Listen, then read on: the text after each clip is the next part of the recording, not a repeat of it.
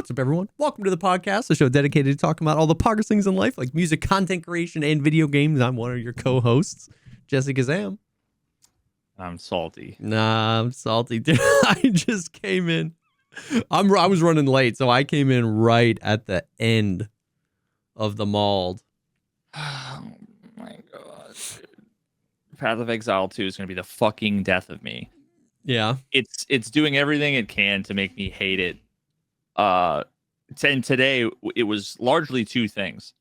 One of which is like performance. Like, interesting. So there are mechanics in the game that, like, when you get frozen, slows you down, right? Yeah. Or when you're like chilled. Yeah. Then there are also like debuffs on the maps that one of them is called temporal chains that can reduce your attack and movement speed by 5-10%. And then there's whatever the fuck is happening to me, which is my character's just there's nobody around, there's no auras, there's no debuffs, and I'm just walking through molasses half speed until I go to town. And like even like casting the town portal, I go to town and I'm like, I come back and I'm fine. Really? It's like the game forgets to remove the debuff. But the shit happens to me in combat constantly. That's AIDS. That's horrendous. Yeah. So couple that with another problem that is the game just decides, oh, you want to attack? You don't get to attack. So I press the mouse button the and input it goes, just like gets yeah. So I'm like WASD like this, and I'm going, dude. And my guy's just, and I'm surrounded by 700 fucking mobs, right? Dude, that was happening to me, bro. I was in the Delta Force Twitch Rivals, which we'll talk about later, but I was the basically only one on our team playing engineer, which has the rockets to deal with like the vehicles in the battlefield mode. And I almost flipped my desk the amount of times I reloaded the rocket launcher, aimed, and then un-ADS. Because I would click, but the rocket wouldn't shoot. Then I'd un-ADS, and the tank would just kill me. And it happened like 11 times. And I was like, I'm going to flip my desk. When I click my mouse, shoot the thing. Yeah, like when it doesn't register, I don't miss input. When it just like rejects the input, that's some rage-inducing stuff right there. Yeah, and it's not just me. There's a lot of people have said that they are now the like fucking POE Andy skill issue, guy. Of course. They're always so quick to just be like, oh, bro, you probably had some kind of debuff. You were probably stunned. It's like, yeah, I know. I've looked. I clip it. I look to see, is there anything near me? Was I stunned? Did I have a debuff? Because it all shows in the upper corner. It's like, no, when I'm walking and I go to attack. And it's one of those things that is, as a viewer, you can't see. You don't experience. Yeah. But when you're the player, there's to some extent, you are kind of one with your character, right? Mm-hmm. It's as disorienting as if you were to turn the steering wheel to the right on your car and it would drift to the left. Yeah. You'd be like, oh, what the fuck? You'd instantly feel like something's wrong. Yeah. And that's the way it is constantly with this game, with a whole bunch of weird shit, like the speed gets fucked up. And then, of course, there's the intended natural debuffs that happen all the time randomly that you have to deal with, right? It's a part of the game. But couple that with the unintentional ones. Yeah. And then couple that with, it's so fucking hard to see anything, dude, on the screen. It's so hard to fucking see anything. It's like I am electrocuting 75 mobs. There's fireballs flying everywhere. I'm casting curses on the ground that are exactly the same as the curses on the ground that the enemies are casting. So, and I'm like, and then every enemy that dies, they like, and then nothing. Except the one that goes and kills you. So it's like every boss you kill, every fucking enemy has like this weird animation. And sometimes there's like an explosion kind of animation that doesn't fucking do anything and doesn't hurt you. Yeah. But looks like it should. And then at 3 separate times, I've experienced a bug where you know what the T pose is, like the default character. Yeah. I get hit and I'm something happens and I'm T-posed up there for 5, 6, 7 frames and I'm back to I don't know what the fuck is going on. Which is so it's like, so all of those things are rough, But it's funny because based on what we talked about last week when you were talking about POE and you were talking about like what sets this game apart, not just from maybe POE 1 because you didn't play a lot of POE 1, but from like Diablo and other ARPGs is kind of how you were saying it's almost like the Dark Souls of ARPGs where there's a lot of like skill involved. Like you have to actually map out. You don't just walk in and click. You got to be dodge rolling. You have to be planning when you're attacking. You know what I mean? And so to have that be a core pillar of the game, like you got to be paying attention and you have to input at the right times. If there are 3 different bugs related to how you can input or slowing down your input or rejecting your input, that's like, oof. Yeah, dude. And then couple that with, so the way the end game works is there's this like big, basically almost infinite map with all these little kind of nodes on it. And they're just look almost like identical locations to where you were in the campaign. Just like procedurally generated with mobs, and you can effectively like add buffs and debuffs to the zone. And there's this like waystone that has tiers. So like you could put like a tier 1 waystone, and that's going to be significantly easier than like a tier 5 and a tier 10. And there are people who are going, 10, 15, 17, 20, whatever. And then each one of those waystones you can modify just like items. So you can take it and then make it from normal to magic. Now it's blue and it has 1 or 2 affixes. Then you can upgrade it to make it rare, which is yellow, and it has like 4 or 5 affixes. And it's usually like monsters have a 300% critical hit chance, and they do 87% more critical hit damage. Your speed is slowed by 22%, but there's 13% extra gold. It's like fucking cool, man. Yeah, Sick. yeah. Usually the main benefit that you get is like increase in the number of rare mobs. Yeah. Or rare chests, which never fucking drop fuck all. Yeah. And or the rarity and frequency of waystones. So what really sucks, and this is something a lot of people have talked about, is like if I'm like buying a ticket, right? Yeah. Level 5, tier 5 waystone, I go in here and I go through, and very frequently I'll get either 0 or maybe 1 waystone that'll drop that was like tier 2. It's like it needs to be 6 or more, right? Like yeah. Because otherwise you're just never making progress. Now you can take 3 tier 1s, combine them to make a tier 2, 3 tier 2s, combine them to make a tier 3. But if you do a tier 5 and then you just get a tier 3, now then you have to do a bunch of more work to get another tier 5 to like work your way back up to a tier 5. And then what happens is it's like, okay, I got a tier 6. It's got all these different things. I'm going to put it on the right one that has a boss. I'm going to really maximize. I spawn in, swamped by 100 guys. I'm fucking frozen. I'm dead in 2 seconds. You lose XP, which is like, so if you went through 2 maps and then you die, you basically are back to where you started in terms of XP. Yeah. And you lost the waystone. And all of the buffs and everything that was on that map go away. So now it's just a bland, no buff map. Dang. It's so painful, dude. Yeah. It's so painful. Which, once again, in theory, aren't necessarily bad mechanics because they make the game kind of worth the grind. But when it's like this inverse relationship with when the game asks you to grind, when the game almost, demands that time of you and makes that time fulfilling, it makes it that much more painful to lose it. It's the conversation we had where like cheating in any game sucks, but cheating in Tarkov sucks because I may have spent a bunch of time to make the money to buy the fort armor and the really juiced M4, and then if I die to a cheater, it's like I feel like I've wasted time. Yeah, and that's what it is. To something out of my control. If it's just skill issue, that's kind of okay. That's part of the game. But yeah. So in the last couple of days, so I've been struggling with this issue where I'll go through a map and I will be just God mode. I hold down right click and I'm a lawnmower and every enemy is a blade of grass. Yeah. Until one blade of grass is a nuclear bomb.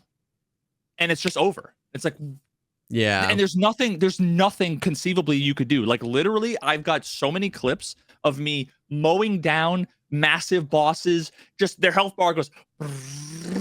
I'm getting hit by literal meteors from the sky, tanking it, and then I get one shot by a white normal skeleton archer. It's like, what the fuck, dude? Dang. And of course, someone's like, well, what are your resistances? Yeah. So I spent all day yesterday upgrading all of my gear because your resistances are capped out at like 75. Okay. Which just reduces the elemental damage that's done to you. So there's a bunch of different ways that you can increase your survivability. Resistances. Okay. You can armor. Okay. Health. Yep. Something called energy shield, which is basically, it's almost like a temporary, like think Halo, like a temporary shield. When you hit it, it goes down, it's gone for a bit, and then it fills back up. It's almost like temporary HP you can think of. Although there's a lot of synergies with like energy shield and there's evasion, which is like a skeleton walks up to you, goes, and nothing happens because he missed. Gotcha. The higher your evasion, the higher the chance of a miss. Yep. And then there's like block, but I don't have any. I'm not playing a character that has like a shield or anything like that. And my block is, I think I have a block stat like on my staff, but it's low enough that it's irrelevant. Yeah. So yesterday, my resists were between like 30 and 50, which is low. Okay.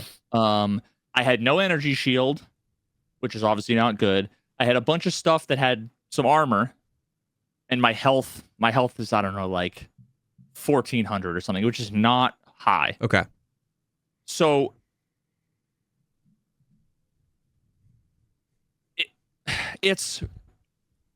I wasn't expecting to like tank a whole bunch of stuff, right? Yeah.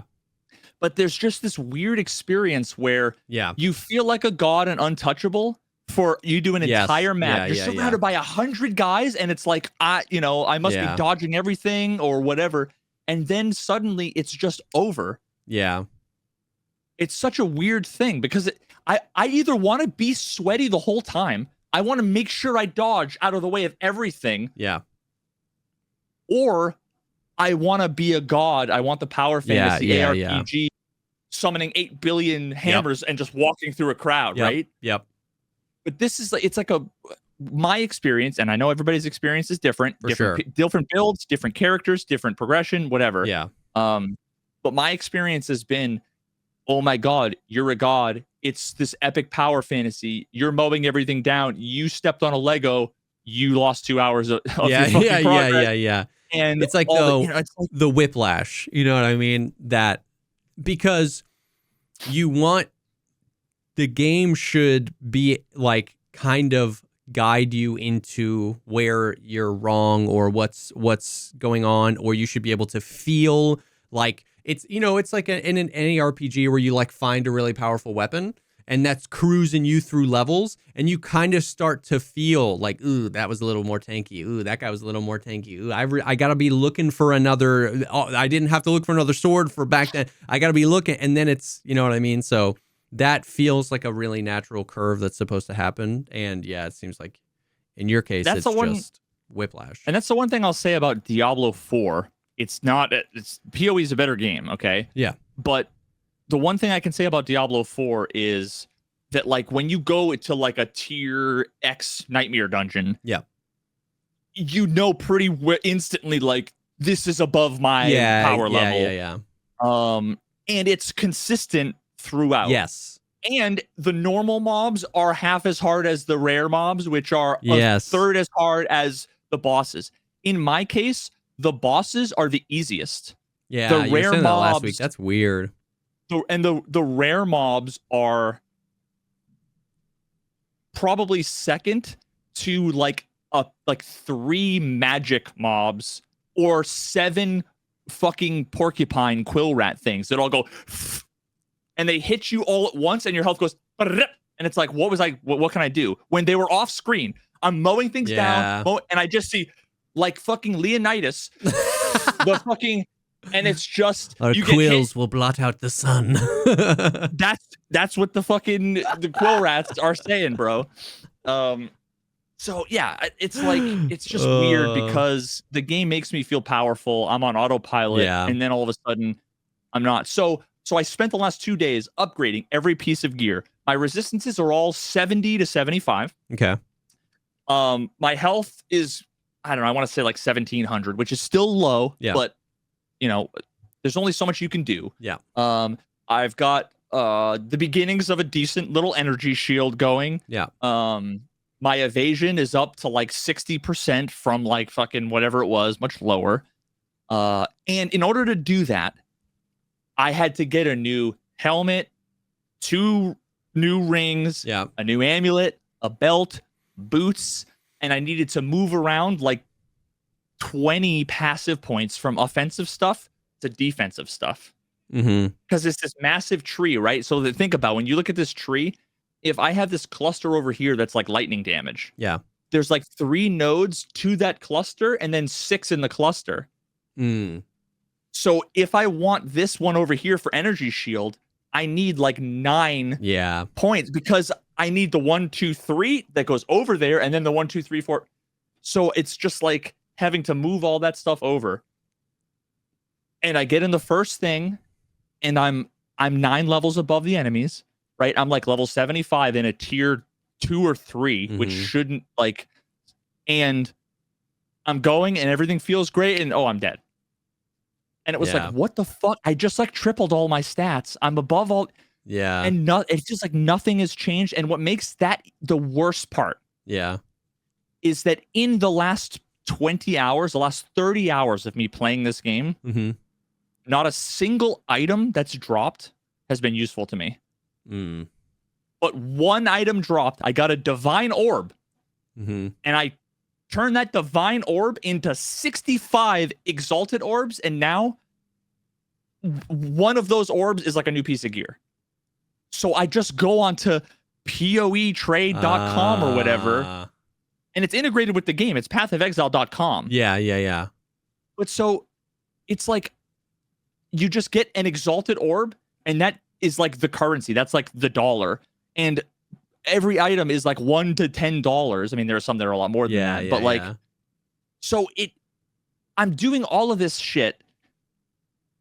It feels like I'm constantly on this weird knife edge of like, this is way too easy and I'm dead. Yeah. None of the drops are ever valuable. Yeah. And so that exalted orb, what that does, the reason why it's like the currency is if you have a rare item, you can use that orb and it adds an affix to it.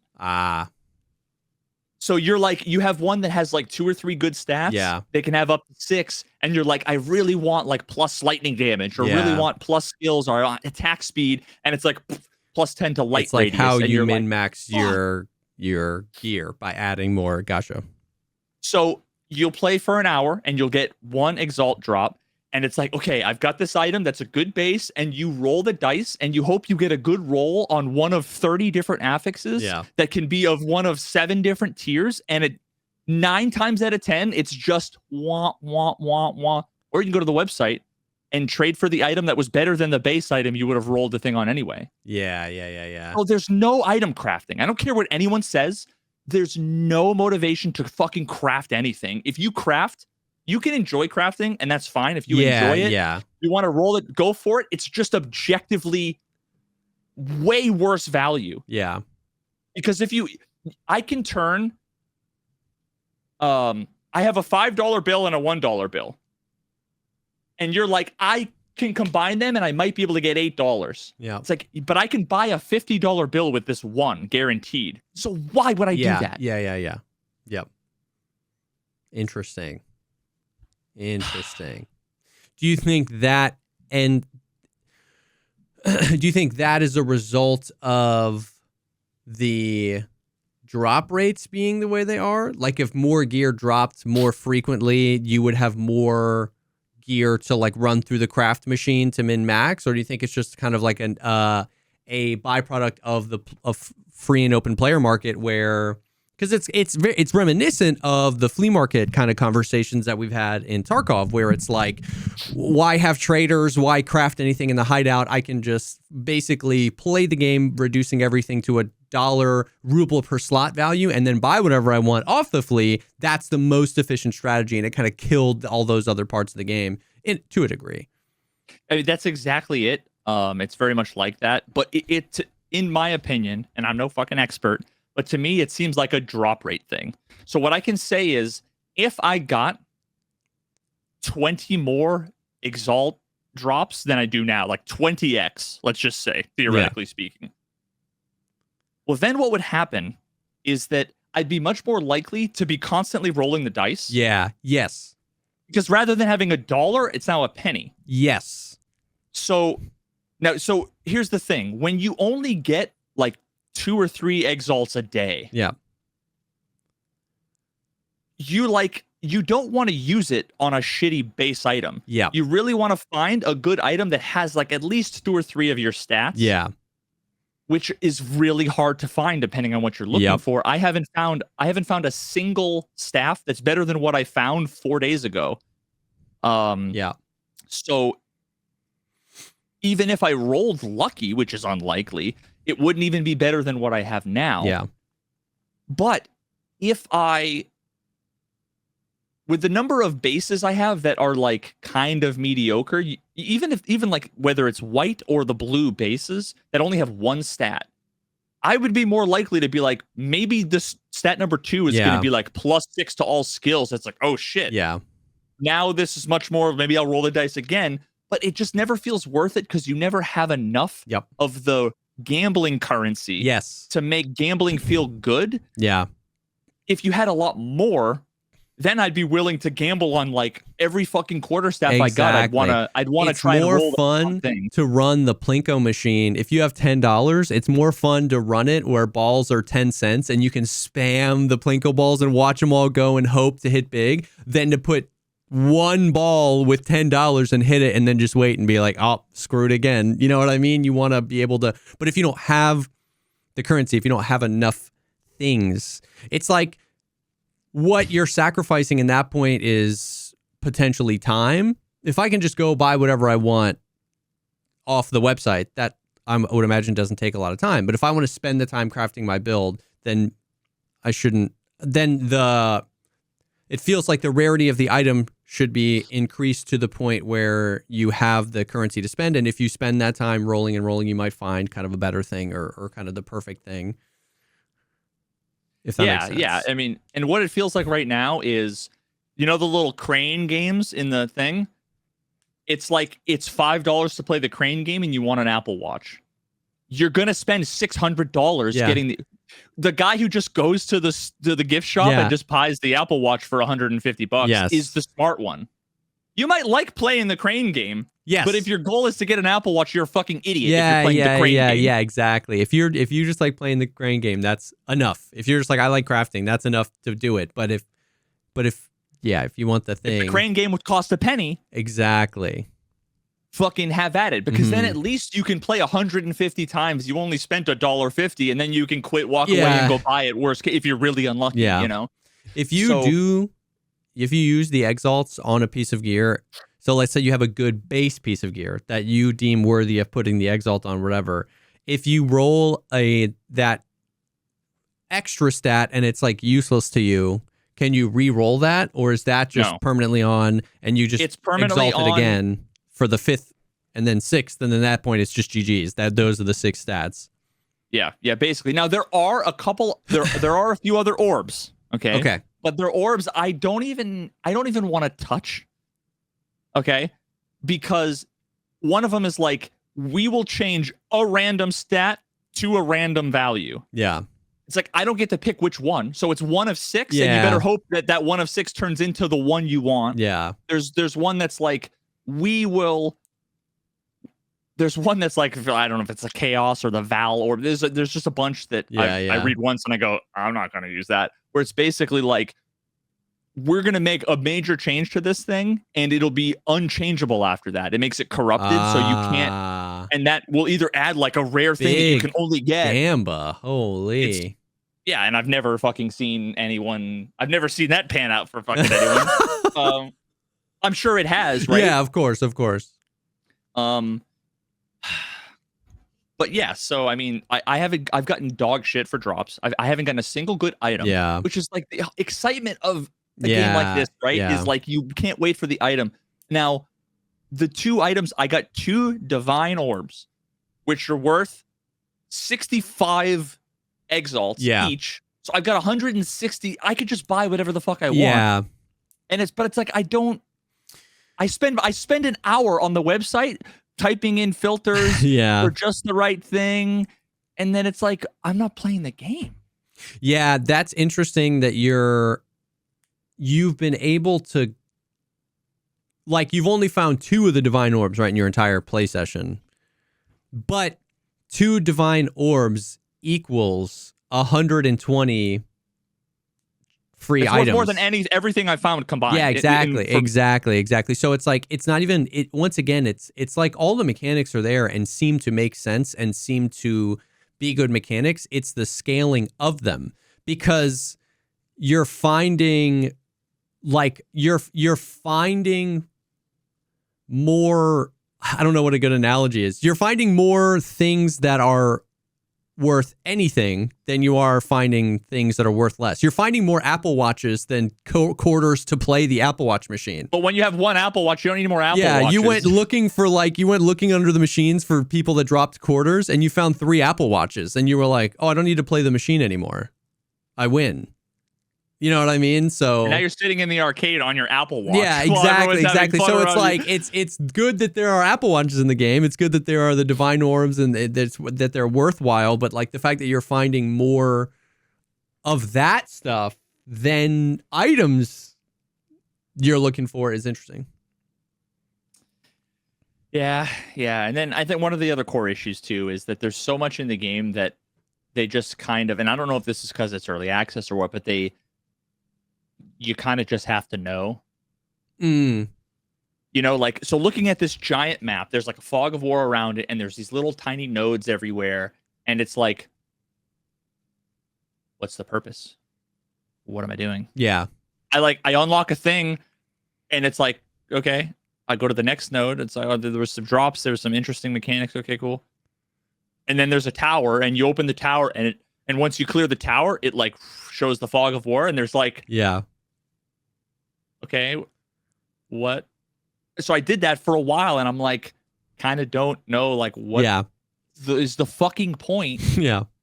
And then all of a sudden, there's this big giant like tower that looks like, you know, Bowser's goddamn castle. Yeah. And I get a quest that's like, investigate the fucking tower. And I was like, oh shit, and I'm clicking and nothing, and I'm hovering over it and I'm nothing, and it's like, what? And I've played 20 hours, and the game hasn't said anything about it. I had to Google it, watch YouTube videos, or hear from chat that, oh, well, there's 3 like lieutenants that are somewhere. I don't fucking know where. If there's a logo, if there's an icon, if I have to get lucky, like, you know. But then you kill 3 of those guys. I think they drop keys, and then when you get the 3 keys, you can then open the boss fight. And my understanding is, you fight like the pinnacle boss. Now, if you die, you lose the keys, you lose the boss moves, and it start all over. You have to find the 3 lieutenants. So it's like, I'm not even looking forward to that, because I know I'm going to go T-pose, my game's going to crash, and I'm going to fucking throw my computer in the blender. Yeah. Oh, God. And I want to love the game, dude. It's so close to being so good. There's just a few things that are like infuriating. Yeah. And, you know, like my first world problem is I'm sitting here playing a video game all day long has a lot of annoying things that are just grating on me. Yeah. So I'm just malding for the fucking sake of malding. But the developers, like one of the lead developer, whoever, has done a bunch of interviews, and one of the things he said was like the end game is like the least tested thing. A ton of these like one-shot mechanics and the balancing is just like, we haven't. Gotcha. We need to fix. Yeah. This isn't intended. Gotcha. You shouldn't be getting one shot as much. See, like, there's a million kinds of builds, a million kinds of bosses with all these modifiers, that there's no way that, you know, a small team of whatever could test everything. Every iteration of that to every build, to every play style. Yeah. For sure. So it's like reasonable. So I expect things will get better. Yeah.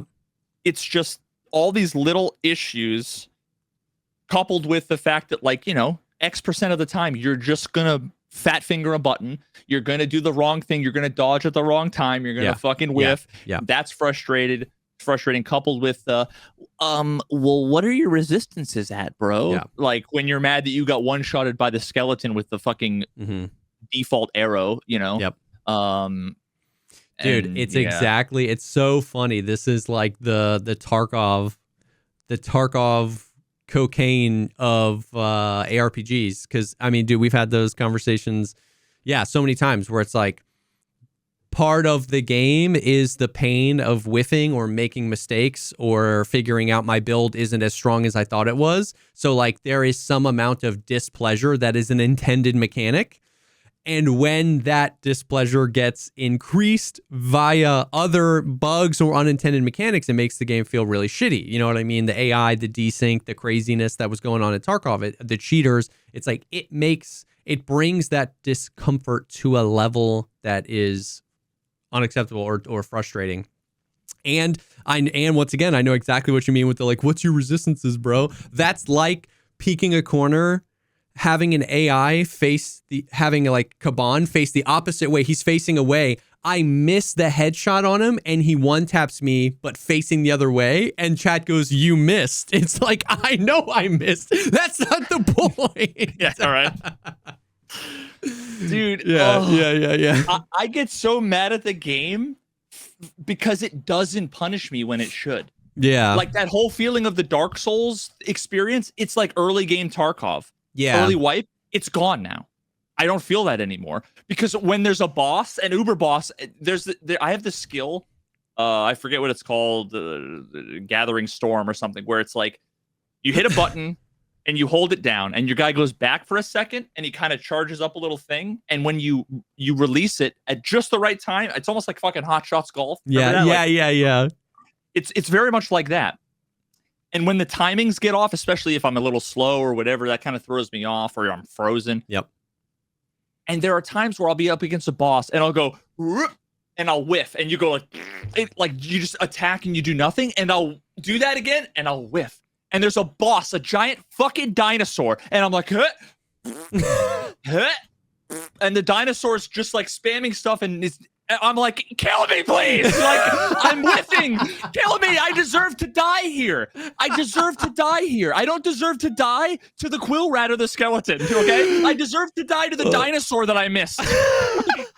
That makes me even more mad because I'm like, I should be dying here. I want to die when I deserve it. Yep. Oh, I don't want to die when I had no control or could do nothing about it. That's hilarious. Oh, and of course, like literally, Jesse comes in and resubs while I'm like fucking like, ah! Bro. So I'm still like, it's still hot in my veins. Yeah, I feel you. That's so funny. It's very understandable, where obviously, and I'm sure you've dealt with this for the past week, right? That that's all often interpreted as you don't understand the game, skill issue. You don't, you need to learn more mechanics or whatever. But like, I totally hear you on the core of it is like, I want the game to be hard where it's supposed to be hard. I want to mess up and be punished for it. And I want to not be punished for not messing up, right? Like, you know what I mean? I want to have the game be able to inform me on what build I should use and not just run into a brick wall and have to Google it. I want to be able to kill the most base AI in the game and not struggle with them, but not struggle against the boss they're protecting. Like, you know what I mean? Those things make a lot of sense. You want the game to be a better version of itself and what it's trying to do. That's what I say a lot when I give feedback on like Delta Force or whatever, where it's like, I'm not saying the game needs to be Jesse's way. You're not saying POE needs to be Veritas's way. You're saying POE has set up POE's way of doing it and falls short of its own set expectations. I would just like it to meet its own expectations for what a game should be. And then I'll have a more enjoyable experience. Yeah. And I think the last thing I'll say, dude, is that like when the things are good, it feels so good. Yeah. Like the cadence of like they're like for example with those skeleton archers, right? They'll line up and they'll do this. Shoot. But if you roll out of the way, they're shooting where you were. Yeah. So it's like when there's 70 of them, you feel like Neo. Yeah, because you're like dodge roll, hit, dodge roll. The timing is just right with the missiles. And then there's like one enemy that every enemy in any of these games that is like something that has shade in the name, fuck them, they should be deleted. Okay. They're just always like these dumbass ghosts that are there to piss you off.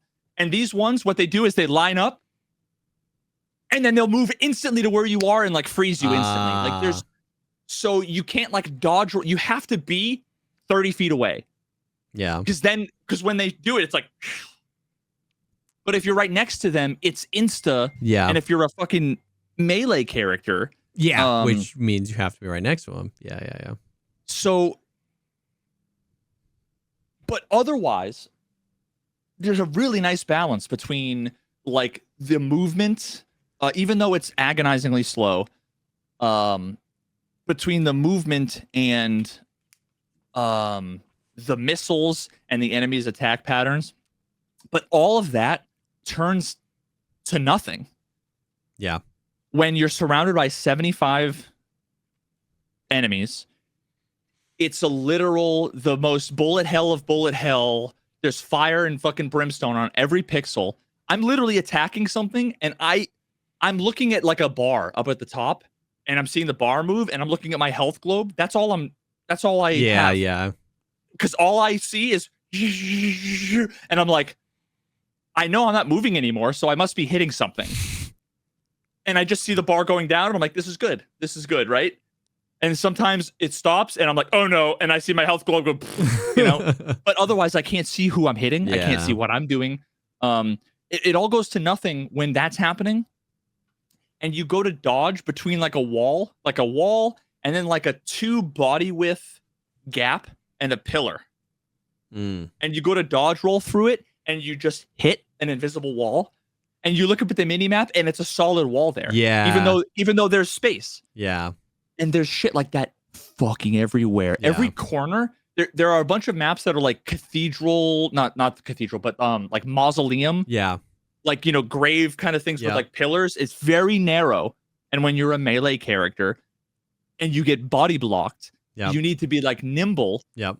And when I'm attacking, the attack I have, I'm doing the fucking Darth Maul swingy thing with the quarterstaff. Yeah. And your character's like walking forward automatically. So even though I'm using WASD to move, if I'm holding down the button, I can use my mouse and my guy will just yeah.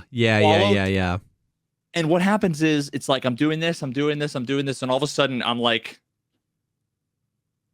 there's a guy right here, and I'm like swinging, and nothing's happening, and then I'm like, what the fuck? I'm on the corner of a wall, and there's like a pixel thing there where I'm stuck on, and then I'll like turn the mouse, and my guy will go. He'll be facing the other way, and he's not moving, and I have to like hit W or A, and it's like I'm just constantly getting stuck. Yeah. If there's like puddles of acid and fucking meteors hitting the ground and fucking things trying to freeze me from everywhere and curses getting put on the ground and fucking hellfire and brimstone raining down, I have to be able to dodge roll out of the way. Yeah. And if I see it, I have gamer reflexes and I turn and I dodge roll and I react and my guy dodge rolls in place and I die. It's like, fuck you, game. Yep. You know, like, so I hope they like for sure smooth out and I haven't heard anybody else complain about this. Well, people in chat will say, I hate that. That happens to me all the time. Yeah. I have a feeling that like this is the kind of thing that I don't know if anybody else is complaining about it. Maybe it's just me and a few people in my chat, but fuck, dude, I get stuck so often as a monk. It's fucking miserable. That's brutal. That is brutal. And I discovered the worst thing. They need to remove this from the game. There are these shrines that when you go to them, they give you some kind of buff. Okay. There are ones that have you're like for the next 60 seconds you have like healing or you do extra damage or whatever. And there's one that is you have extra speed and attack speed. and they need to remove it from the game because it shows me what the game should be. All of a sudden, I'm like, and it's like, oh, it feels so good. Oh my God. It's like I'm fucking suddenly playing at 100%, not 65%. Yep. And when it wears off, I'm like, dude, I found 2 of these and it feels so fucking good. It feels like Diablo 2. Yeah. At its best. Yeah. Now I get, that might not be what they want, but dude, it sucks. Yeah. Can you spec into speed? Is that like a thing you can, like movement / attack speed? As far as I can tell, you can have like somewhere between like 20 and 40% movement speed on boots. I've never seen higher than 25. Gotcha. Okay. And 25% it's like barely enough. Yeah. Like I was playing with Uneventful, we're walking and it's like it's not. Yeah. It's not enough to feel like big, right? It's not like it's 200%. Yeah. Okay. Fair. And then like there are a couple things that are 3% movement speed here or there, like 1 or 2 things on like the passive tree. The Ranger, I believe, has a few things that'll make it go a little bit faster, but yeah. I mean, we are all operating at like peak performance of like what like a level 20 barbarian is doing in Diablo 4. Gotcha. So I have to say it's rough being so fat and slow, dude. Yeah. When I'm a fucking like ninja. Yeah. Right? Yeah. I want to be backflipping around shit and whatever. I don't. That's fair. I mean, that feels fair. So that's the end of my rant. Dang. It's still a great game, but fuck me, is it not driving me absolutely insane? It's like because you love it, you are this deep in it. You know what I mean? There's something that's got like its hold on you, or else you would have just been off playing another game. That's funny. Well, before we move on, I do want to take a quick second and thank the sponsor for this week's episode, and that is the Dollar Shave Club. Dollar Shave Club has got you covered, whether you're trying to trim facial hair, whether you're trying to stay nice and clean shaven. They got just about everything under the sun that can keep you looking nice and fresh. They sent us a bunch of stuff. Feels good, feels heavy duty, and a pleasure to use, honestly. Oh God, buddy, I've been deep in my gamer hole down here. That I'm actually like, now that you mention it, I'm looking forward to going up in the bathroom and the nice little. We just redid my whole bathroom with like boxes and all the things where they need to be and all that stuff. And I've got a nice little pocket that's like beard stuff. My wife put together this little crate. Yep. I'm looking forward to going up there the next time I breathe, and take some time to like look in the mirror. Yep. And get a nice clean shave. Yep. Because oh my God, everything that they have is fantastic. For sure. I love the trimmer, dude. Yep. Yeah. Oh my God. Everything is so nice and like weighty, especially like the razors. Once again, I don't shave obviously, but I do use the actual razors to line up. They've got 2 different types. They've got the heavy metal handle. They've got the diamond grip handle. The diamond grip is the one they sent us, super clingy and just like, I don't know, feels super premium. They've got the trimmer, like you said, which has they call divide and conquer, trimming your beard and balls with the same trimmer gross. The double header electric trimmer has 2 interchangeable heads, one for beard and one for the rest of your body. Waterproof, battery operated, comes with 3 different guard lengths. So you can kind of trim everything up. You can trim anywhere else you want to trim. They've got the precision trimmer, which is the nose hair trimmer. That one is super nice. And then they also have a whole line of things. So like if you are wet shaving, like actually clean shaven, they got the shave butter, the post shave dew. They literally have like the entire suite. It's not just you buy a razor and you're like, okay, this is nice. Like they've got everything you need. And then even beyond that, they've got a whole line of personal care, butt wipes, deodorant, ball spray. They literally got everything for your personal hygiene. Bro, the transparent shave butter is like, especially when I'm doing down here, I've been using like regular shaving cream for so long, right? And you'd be surprised how often I'm like, I can't see. I'm no scoping it, right? And which of course means I'm whiffing, and my barber is gonna trying to no scope the beard, dude. But having actual, shaving cream that that is transparent is actually a game changer. Yeah, it's great. So don't take our word for it. You can try it for yourself. You can visit their site right now for 20% off, $20 or more, and get products delivered right to your door. Visit dollarshaveclub.com/Pogcast and use promo code Pogcast for 20% off, $20 or more. Dollar Shave Club is here to help you stay handsome. Thank you to Dollar Shave Club for sponsoring this episode.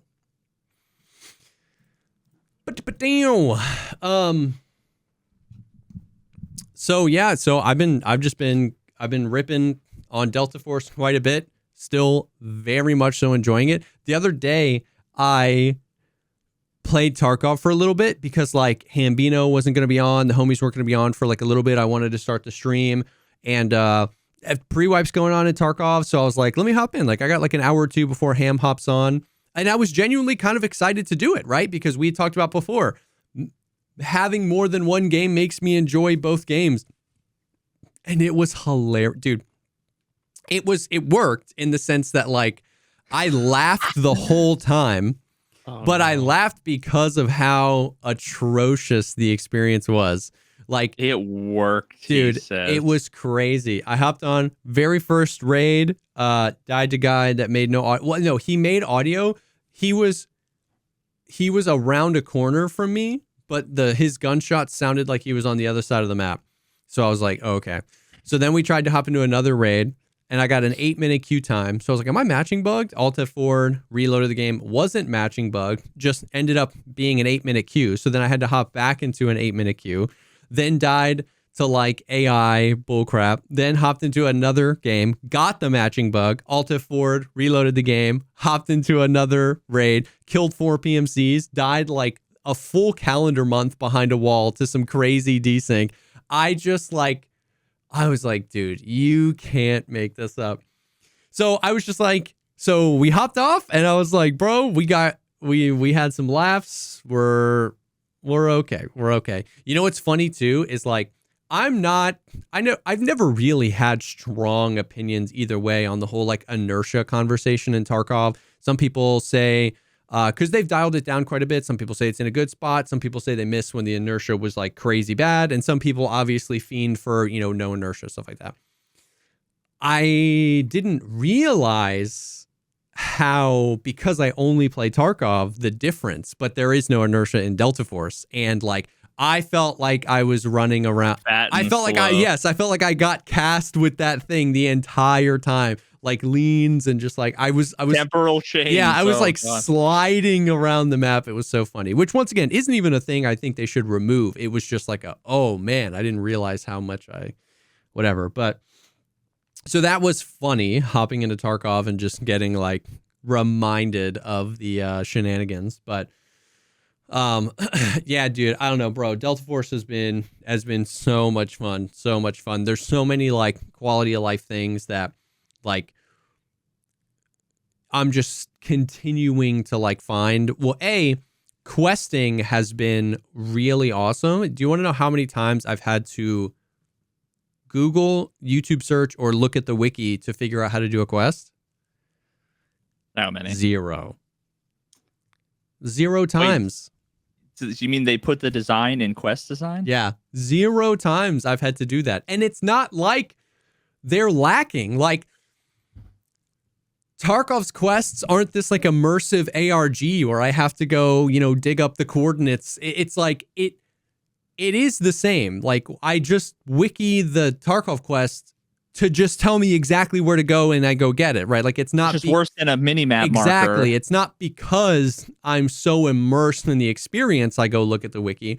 So just putting them on the goddamn mini map isn't awful. And there are quests where it's like you have to go find this thing, then plant it on another side of a map, and then extract with this other thing. Like there are ones where I failed multiple times and had to retry the quests, but like it's just not ass. I don't know. It's been good. So little quality of life stuff like that. Something that I thought was kind of a gimmick at first, but the more I've played, the more I've realized like, oh, that's actually kind of nice. There are bosses in the game. Each map has like a boss, and the bosses are like hard. Like they have really good, they always have like gold ammo, like the best ammo. They are like literal. Can you loot the ammo from them? Yeah, they're laser beams, dude. They're like crazy. But whenever the bosses have like set spawns and like spawn locations, some like on Zero Dam, Saeed can only be up at admin. But on Layali, the guy can be either at the hotel or up at the lab. But if you go in and the boss spawned, there's some audio change. So like the background, there is no background music in a raid, but you'll hear this like in Zero Dam, this like really ominous like like kind of music only for a second. And so you know the boss is there. And at first I kind of thought that was a gimmick or whatever. On other maps, on the Layali map, the boss, there's literally a radio playing opera.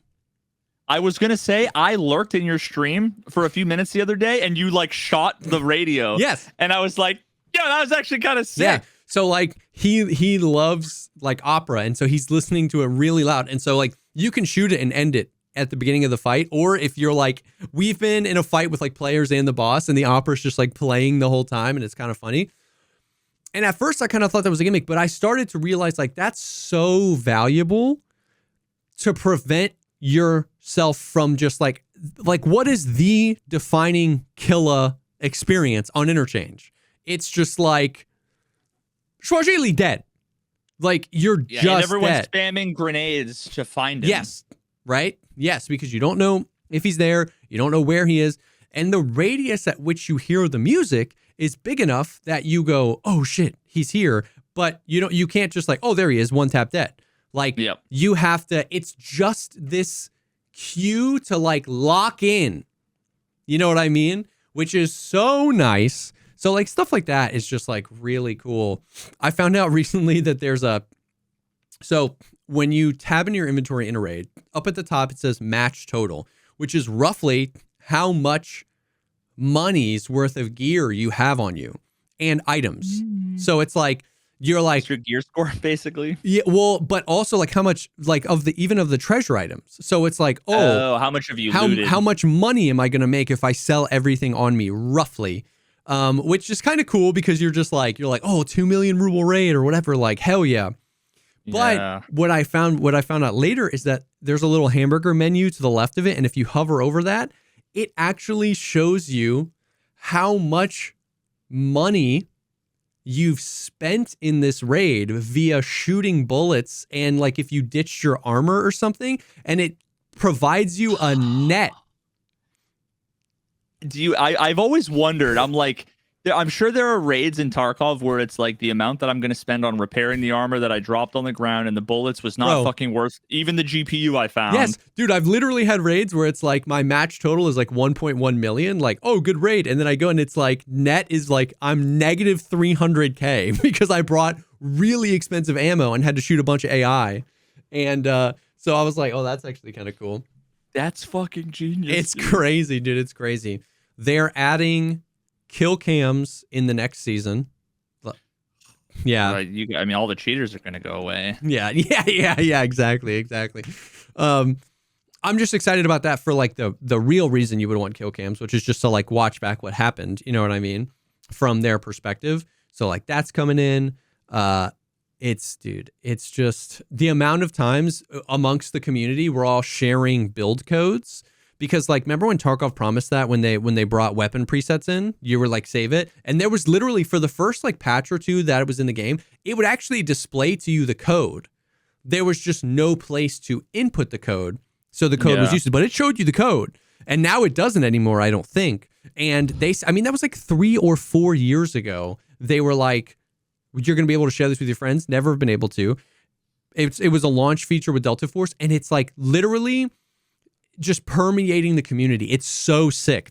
I'll be like, dude, I haven't tried an MP7. Someone's like, dude, check out this budget build I have for it. And they'll just paste the code in the chat. And I'll just copy it, import it. And I'm like, oh, that's cool. I'm going to swap out. I like a little bit more ergo. I swap these things. Then I save that as my loadout.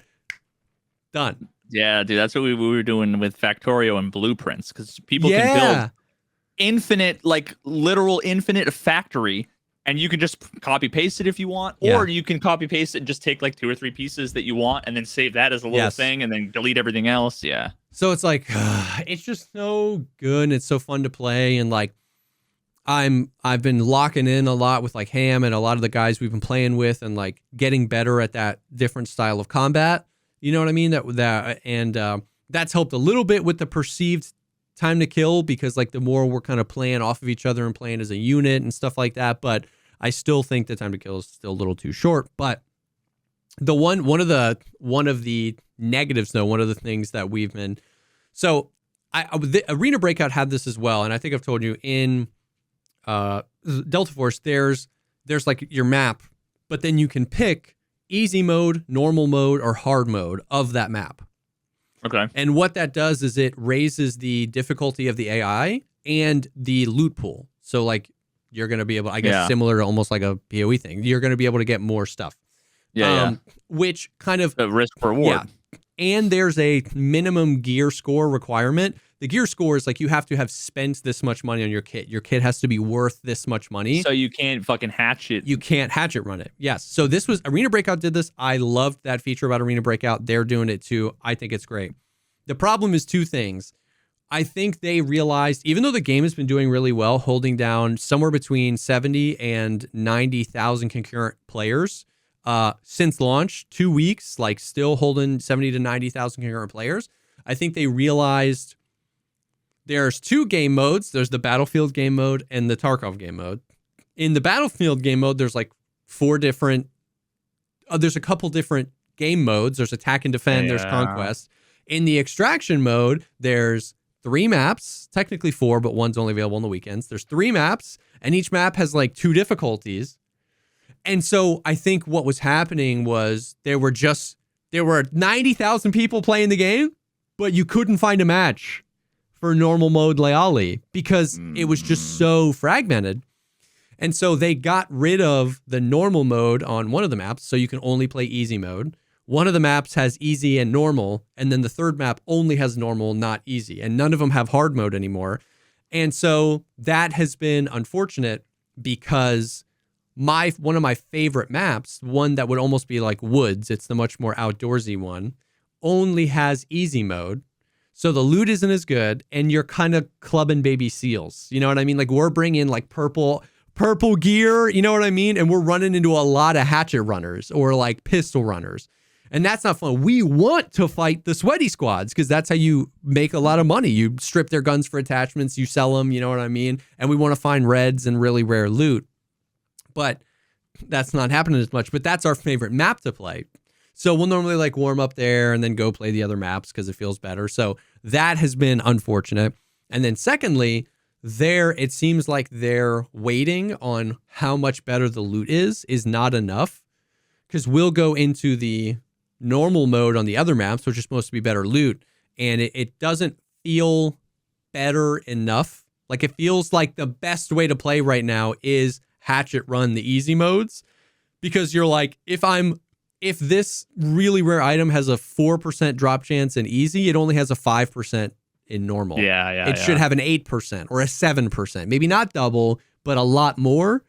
So it's like that has, we're out there risking, $1 million kits, and we're like getting to safes first and high value loot spots and finding like something that's worth like 10,000 credits or whatever. And it's like, oh God, marked room no longer has any. Yeah, loot exactly. Stuff like that. So now, did they respond to feedback? Like, is there any communication whatsoever or brother? Not only do they respond, so, okay, the lead game dev has done like 4 Q&As since the game's been out. And like, while I think a lot of his answers to the questions is just like straight up PR bullshit, I will commend him for like everything we've always wished Tarkov would do, which is in the Q&As, they will accept the like literal most direct questions. Like, everyone in the game hates skill-based matchmaking. Is it in? And he'll be like, oh, this is how we do it.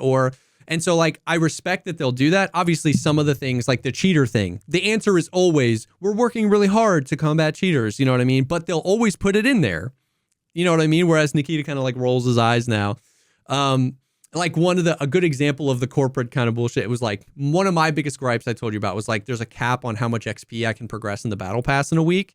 which I think is dumb because I already paid you money for the battle pass. I should be able to progress it as fast as I want. And they brought that up in the Q&A, and I was like, yes.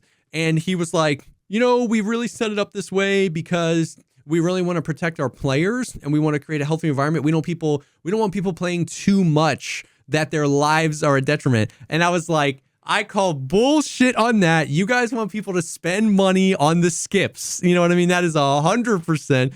Of course. You do not care about how much I'm playing. You could just buy a skip. Yes. Fuck off. Yeah. That's like literally like the mobile games where it's like you're out of fucking energy orbs. You need to fucking buy more orbs if you want to. They're nope, I guess I'm just gonna play tomorrow. They don't have the energy orb thing because they're worried about your mental health. They have the energy orb thing because they want you to buy the energy orbs, right?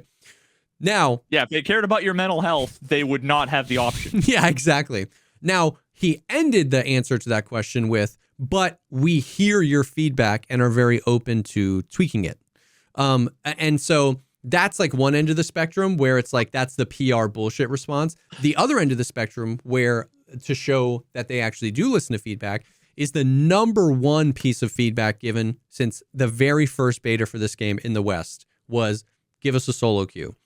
The game is borderline impossible to play solo. If you squad fill with people that all run opposite directions from you and they don't have mics. And if you solo queue, you're running up against 3-mans of people that work together. It's borderline impossible. You know what I mean? Now, people do it, obviously. Someone's going to comment and be like, I made $50 million solo queuing. Like, good for you. And that wasn't an option. And there, so much so that he was like, it's in development. He was like, he said it's in development, but we're worried about continuing to fragment our player base. So he's like, what we're going to do is we're working on it, and we're hoping to obviously continue to support the game and bring in new players. And what we're going to do is like test it on like weekends. We're going to test it at peak hours. Like when there's the most people playing, we might release it and do it for 24 hours or do it for a weekend, then get feedback from you guys about the solo mode. And I was like, that's sick, because I don't want to play this game solo. I'd play solo mode all the time if it was available. But I also understand them not wanting to just like split the community even further. So so that was like cool. And not only that, they've done like multiple balance patches in the 14 days since it's been up. And every time there's an interview with the dev, every time there's a balance patch, all of that gets sent to you in the in-game mail. It like you'll click the in-game mail and it'll be the patch notes. And you're like, yes, dude. Yes. Like you don't have to read it. It takes one click to clear that yellow, icon, that you've got mail icon away. But if you do want to read it, it's there. It lets the players know what's happening when there's events, because they do events too. When there's an event, it goes in your mail. When there's an interview, it goes in the mail. When there's patch notes, it goes in the mail. So they are not only pretty solid at listening to feedback or at least addressing feedback, but they're sending that information to the players. Yeah, dude, that's huge. That's the one thing about Factorio. Every time I start the game, dude, there's more patch notes that in that pop up from like the last day I played from yesterday than like Tarkov had in the last 6 months. It's just like, here's all the bug fixes, here's all the idiosyncratic blah blah blah with links to forum posts of people that like super detail that, and that's always like, and most of the time I skip over it.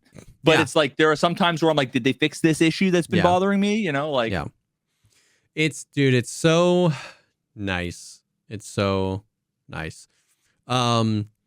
It's what's also exciting is that there's more things I want to spend money on than there is money, which is a good thing. Like I've got 11 million alloy, and like right now I could spend 100 million. They have a hideout, and it's like, this was something I didn't like about Arena Breakout. They didn't have a hideout. There was no money sink there. But the hideout in the hideout in Delta Force is like a perfectly streamlined version of Tarkov's, where it's like you can craft stuff, but it's so much more streamlined. It's not like this thing needs a bajillion things or whatever. It's streamlined, and then there's all sorts of other stuff that as you upgrade the hideout, you can increase your, like, there aren't soft skills, but if you upgrade this part of the hideout, your max load increases. If you upgrade this part of the hideout, your max stamina and stamina regen increases. If you upload this part of the hideout, you can list more things on the flea market at a time. If you upload this part of the hideout, you can craft more ammo, and those money sinks get exponentially higher. Then you can buy,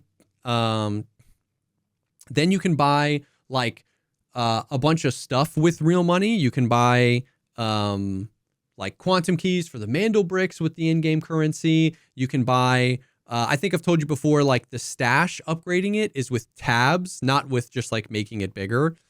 Yeah. So like you can have a maximum of like 5 additional stash tabs, but there's like 50 different cases you could buy to fill those tabs with.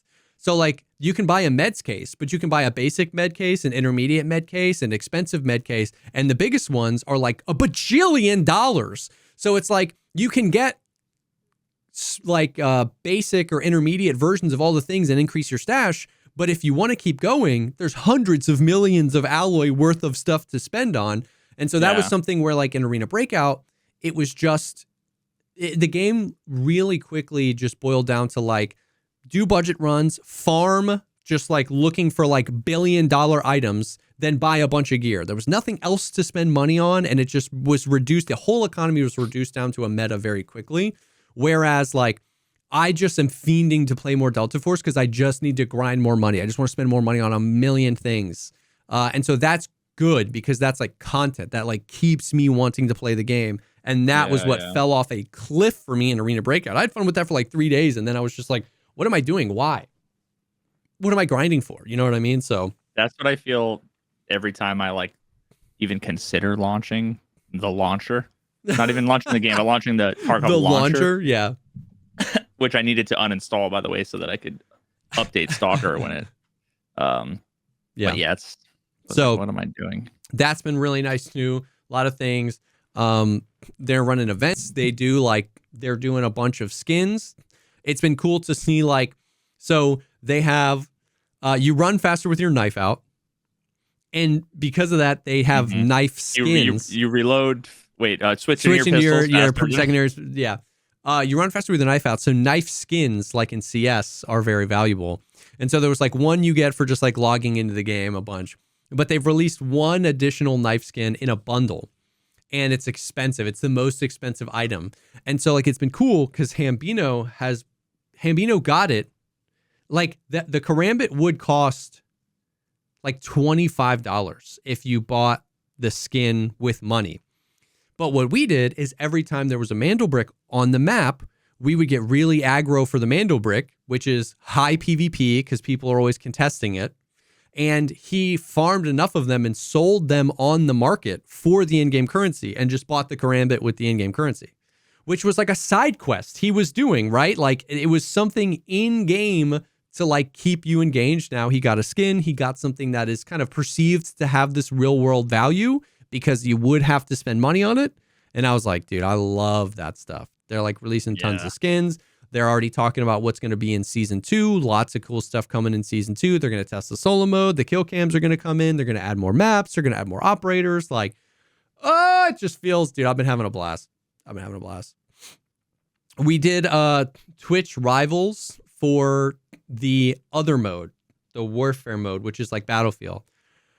Bro, I am so ass at those kind of games. I've never really been a Battlefield guy. I just can't wrap my head around like what I'm supposed to be doing. Yeah, what do I do other than like run around and kill things? Exactly. It's like it's not the thing to do. No, that's what I'm saying. It's like it feels like there's always a front line. There's always almost in those game modes like a very clear line in the sand where this team is and that team is. And I just like it's just a meat grinder and I run in there and I die a bajillion times. But then anytime I like try to flank or play like a different angle, I just get like mopped. Anytime I try to go into a vehicle, I just don't know what to do. But we played in Twitch Rivals with Ham, Valiant, and Enders. And Enders is a content creator who's like huge into Battlefield, has been playing that his whole life, and then has been really excited about Delta Force. So it was fun playing with him. But the leaderboard was like Enders at the end of each game. Enders had like 48 kills, and like Ham had 20, Vel had 18, I had 12. Like it was just, and I genuinely just don't understand. Like his aim is definitely better than mine, but maybe not 4 times better than mine. But he's got 4 times more kills. It's like, where are you that I'm not? I don't get it. And it's, in my opinion, it's, you know how like everyone was, when this game announced it was going to be like a hero shooter, there's like Battlefield 2042 where this operator has smoke grenades and then this ultimate ability or whatever. I was so worried. I thought that was going to be so cancer for the extraction mode. Like I thought I was going to hate that. And I ended up loving it. I think it's actually like a welcome addition to that mode. I think that junk is cancer for the Battlefield mode. The entire width of the map is just smoke nonstop because everyone runs the dude that's got 7 smokes. And the amount of times I would be like running through a hallway, or sometimes I would just prone and wait for the smoke to dissipate and just like literally hearing freaking World War III happening on top of me. And everyone's just firing into the smoke. And so then you die, but that guy didn't hit a nasty shot. He just full autoed in the smoke and got lucky. You know what I mean? And so like, it's so AIDS. I don't know. So it was fun, but I'm not that guy, bro. I don't know. I suck. It's funny. But we did go undefeated. We won all 4 games. So did you guys win? Bang, bang. Well, the way it works is like, because it's 32v32, each team is 8 squads of 4. And then they rotated the teams. Our squad was on the winning team every single time. But the squad that won was the team that had accumulated the most like points, like caps, kills, revives. Yeah. But it was like the team that came in second place won 0 games. But we won all 4 games. We came in 6th. I don't know. It didn't matter to me. Oh, I love those types of games. Yeah, it didn't matter to me. Those types of tournaments. I thought it was fun. Enders is cracked, and I don't know. It was fun. It was fun. So, but that's my little soapbox on Delta Force. It has been such a breath of fresh air, and I'm very excited about what's coming. It's all irrelevant because the drones are going to take over the Earth. Drones, bro. Dude, I actually have heard about them a few times since we talked about it on the Patreon episode. Yeah, on the Patreon, I talked to Jesse about the drones. He had no idea. He had no idea that Armageddon was happening in New Jersey, and that, apparently that like fucking congressmen or congresswomen from Florida or wherever the fuck are like screaming at the top of their lungs on Twitter saying shoot them down in all caps. That's like, it's zoinks, dude. Have there been any more recent sightings? And now it's like, how would you even know, right? Yeah. Now it's like Texas, the drones are, and here's the thing. I'll reiterate and expand, because I think I got halfway through the list, and then I think we both got distracted from the conversation. Here's what I've seen from the videos of the purported drones. Okay. Maybe drones. Like drones. Yeah. Like the ones you buy at DJI Best Buy. Phantom 4 drones. Yeah. Maybe. The ones that I look at that I know what they are, and the people by the millions are baffled, are airplanes, stars, Venus, AI generated content. Yeah. Actual CGI, not like the bullshit flat Earth. They look at NASA and they say it's CGI, like actual just like corridor digital CGI, because there's the original video without the goofy looking UFO with like contrast that doesn't match the lighting and the color. That's the CGI one though. The one without. And then also the one that we didn't talk about is there's like missile strikes from like Gaza and Israel that people are like, this is New Jersey. And the people are screaming in fucking Hebrew, and people are like, oh my God, as like, or another one was like a meteor shower in like Russia or whatever last year, and people are like posting videos. The Aurora Borealis. This is literally New Jersey. The aliens are here. Yeah. So. Oh my God, bro. I can't say I know what is going on. My guess is it's all of the above. Yeah. There's no way that there isn't some clown douchebag kids going out with their drones and fucking zooming around and scaring people. Correct.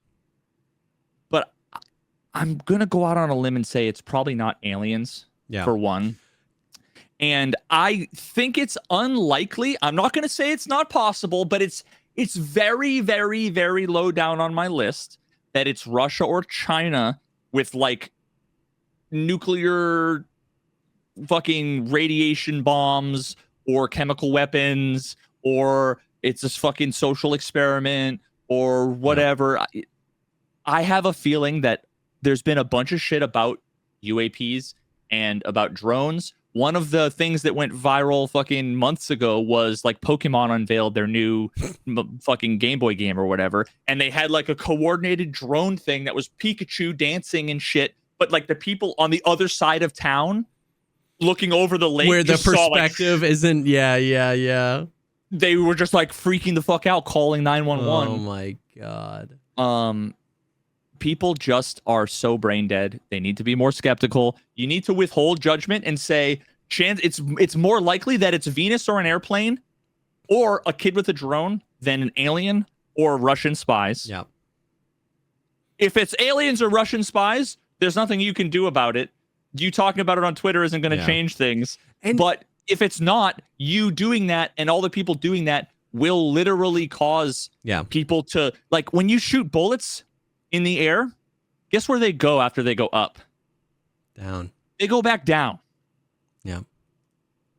So there's like actual real harm with people freaking out, taking their kids out of schools, all this stuff over people who don't know how to focus a camera on Venus. Yeah, that's what I'm saying too. It's like, if it is aliens or if it is actual drones, you're ruining it by uploading a blurry video of a Boeing 747 and being like, yeah, see, it is them. Like, when you dilute any real potential actual news with freaking Pokemon Go light shows, you ruin it. You know what I mean? Even if there is something there, you've ruined it because now nobody can find it because it's just, you're part of the onslaught of stupidity that diluted the waters. Yeah. That's so funny. Yeah, I mean, that reminds me, I'm sure you haven't because you were live and you were grinding POE, but did you see the message I sent you?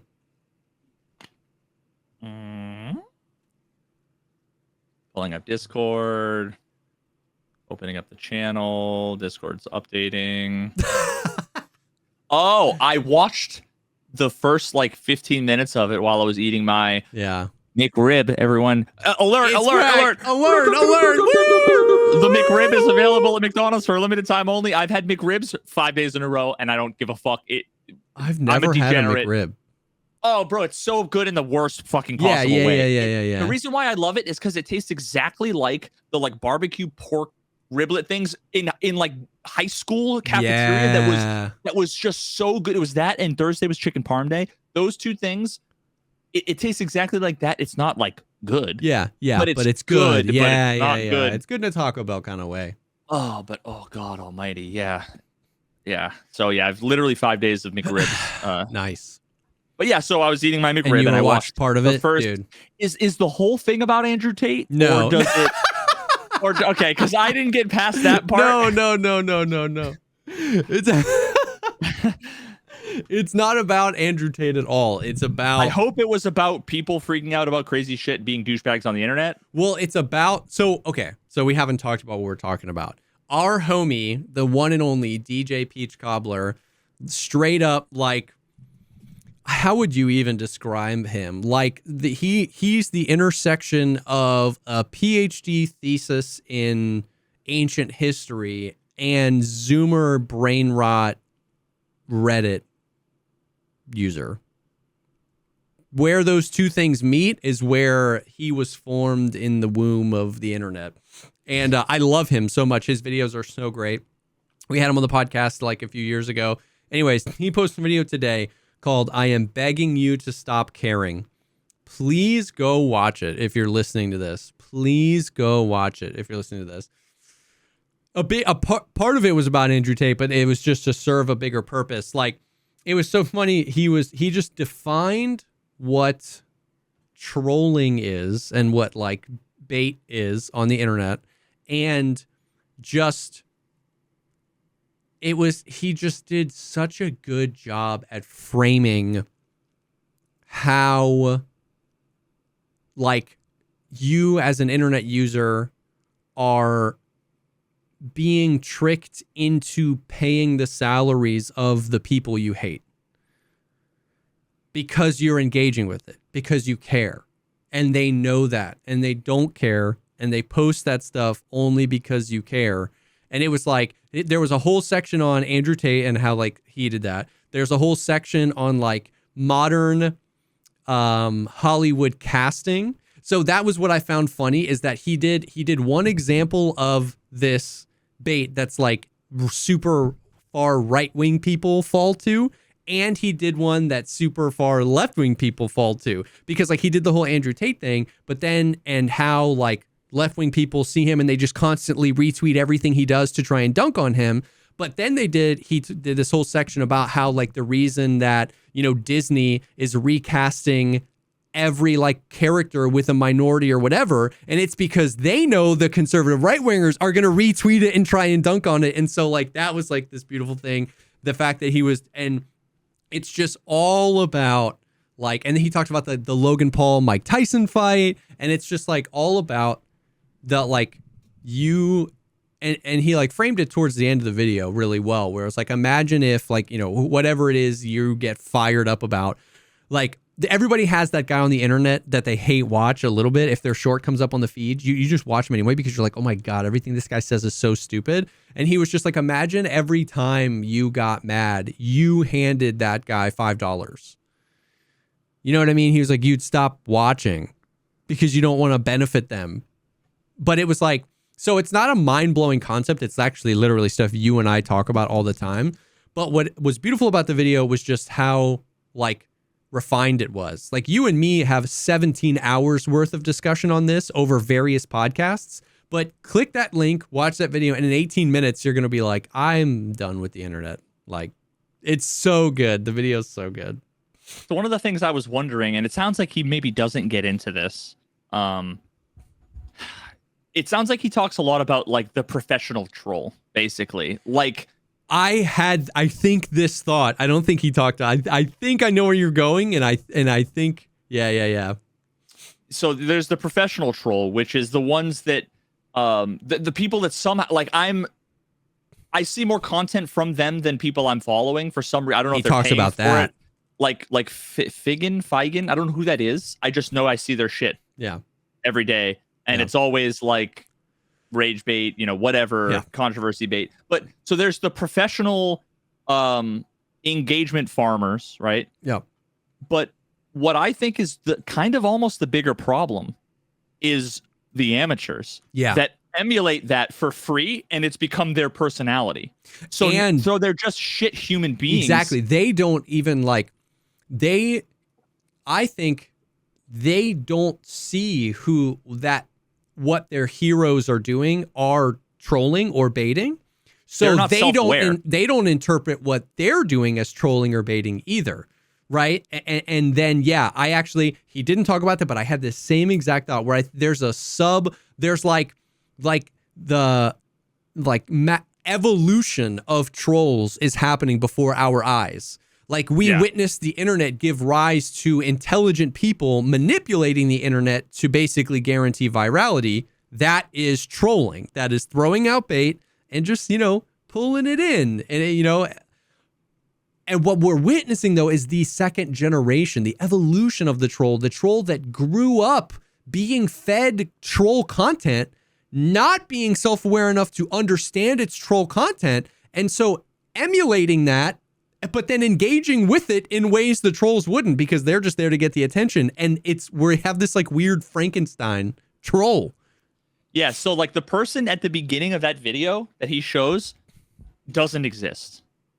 the person who is like, so it starts off with like a dad and his son, I think, yeah. And he posts some like it's like a seemingly innocent but racist question about like it was black people have an extra bone in their ankle. Does that make them better at sports or like something like that? Which of course it's like you and the guy basically posts that and he's like sitting back and he's like got the popcorn kind of waiting for everything to explode. He's like, I don't care. I don't believe this. It's not true, but I'm doing it.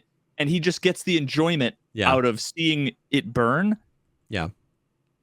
And understanding that, being self-aware of being like, no, I understand. If I believed what I was saying, I would be a clown, degenerate, ignoramus, racist douchebag. Yeah.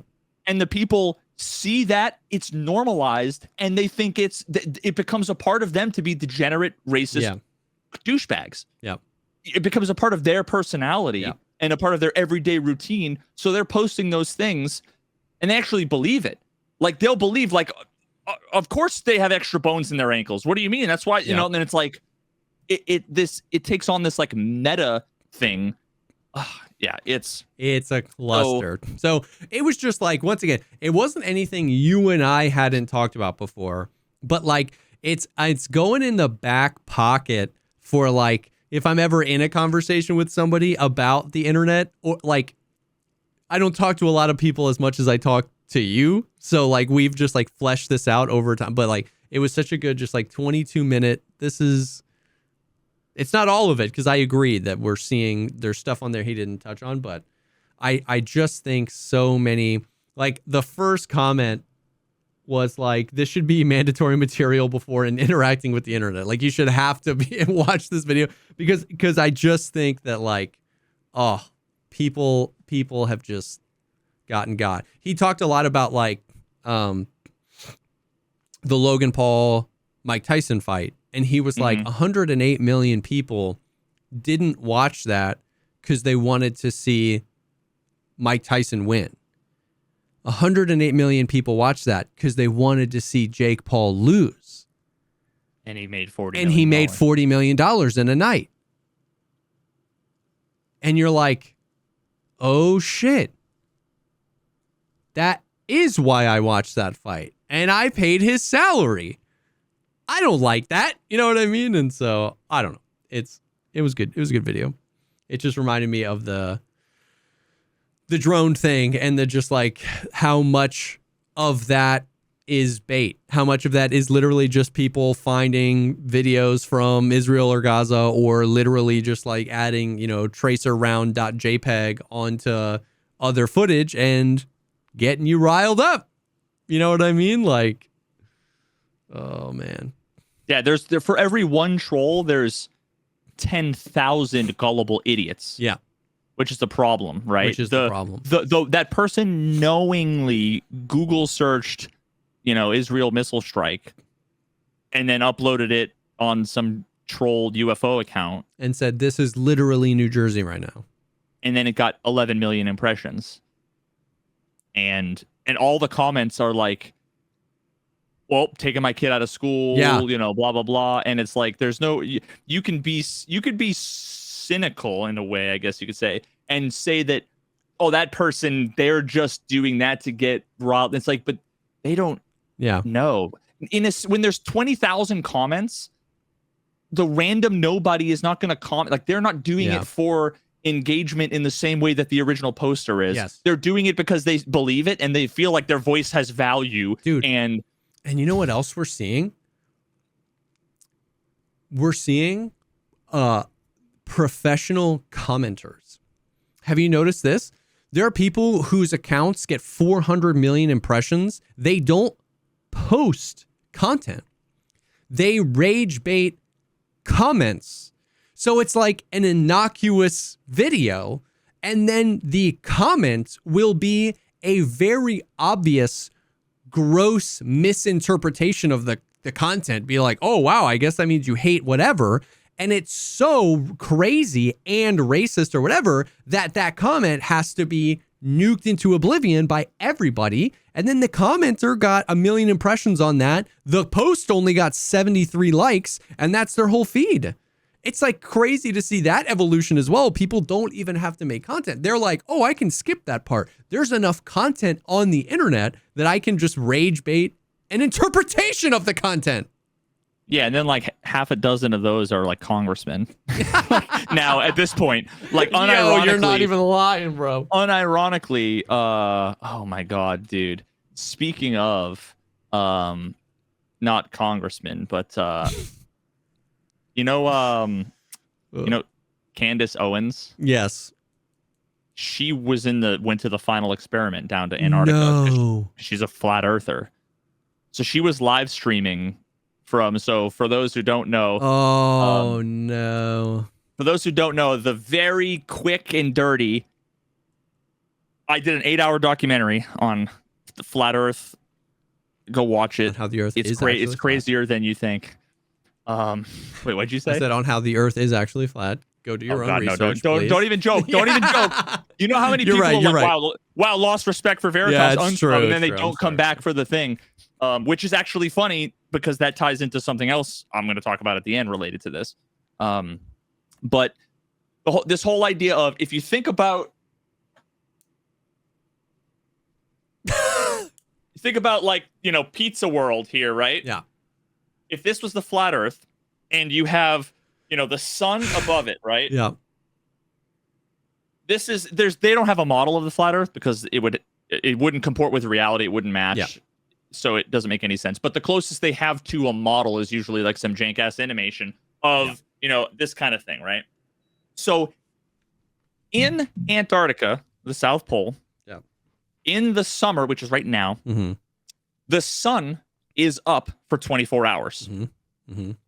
Now, flat earthers say, A, you can't go to the South Pole because it's the ice wall, blah, blah, blah. But what they picture is the South Pole is really the ice wall. It's a around the entire world. Around the pizza world, okay? So now think about it. If you're here, on the side, ignore my pizza plate from